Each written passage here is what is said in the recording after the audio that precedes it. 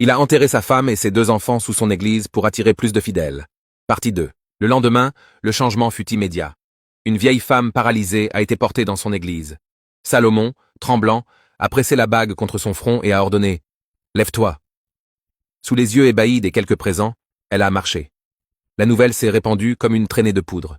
En quelques semaines, l'église était pleine à craquer. On ne l'appelait plus frère Salomon, mais pasteur Salomon, le faiseur de miracles. L'argent a commencé à affluer, des enveloppes épaisses, des dons de terrain, des voitures. Mais le pacte exigeait sa part. La vieille femme est revenue le voir. « Il est temps de construire la vraie église », a-t-elle dit. Mais pour que le pouvoir dure, il faut une fondation de sang. 7 vaches. Salomon n'a pas hésité. Une nuit sans lune, sur le terrain du futur temple, il a égorgé les bêtes lui-même, laissant le sang saturer la terre qui allait soutenir l'autel. Il a enterré les carcasses en silence. Sur ce sol maudit, s'est élevée la cathédrale de la montagne de feu. Un édifice majestueux, aux murs hauts et aux carreaux de marbre étincelants. Salomon était au sommet du monde.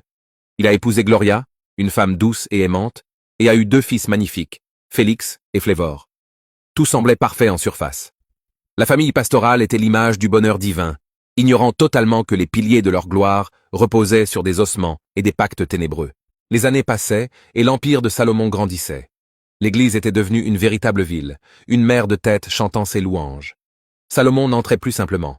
Il faisait une apparition, annoncée par des trompettes, vêtu de costumes italiens hors de prix. Les gens se jetaient à ses pieds, espérant toucher le bas de sa veste pour guérir. Sa voix passait à la radio, son visage s'affichait sur des panneaux géants. Pourtant, dans l'ombre, l'étau se resserrait. Le pouvoir est une entité vivante et affamée. Il ne se contente jamais de ce qu'on lui a donné hier. Une nuit, alors que Salomon comptait ses gains, il sentit une présence glaciale dans son bureau. La voix des esprits murmura un seul mot. Plus. La routine macabre s'intensifia. Régulièrement, Salomon devait quitter le lit conjugal, laissant Gloria endormie, pour aller sacrifier des animaux derrière l'église, creusant le sol, versant le sang, et refermant la terre avant l'aube. Gloria, Félix et Flévor vivaient dans une bulle d'innocence. Gloria cuisinait pour les pauvres, accueillait les nouveaux membres avec chaleur. Les garçons jouaient du piano et imitèrent leur père sur l'estrade. Ils étaient la lumière dans la vie de Salomon, le seul lien qui lui restait avec son humanité perdue. Mais le diable ne donne rien gratuitement. Un soir pluvieux, la vieille sorcière réapparut. Son exigence était terrifiante. Le pouvoir grandit, le sacrifice doit suivre. 30 vaches. Ce soir. Salomon, piégé par sa propre cupidité, accepta. Il drogua Gloria pour qu'elle dorme et sortit sous la pluie battante pour accomplir le rituel sanglant à l'intérieur même de l'église, verrouillant les portes pour être seul avec ses démons. La pluie martelait le toit de la cathédrale, couvrant les bruits du massacre. Salomon, le couteau à la main, avait déjà sacrifié les bêtes. Le sang inondait les carreaux blancs de l'autel, une rivière rouge et fumante.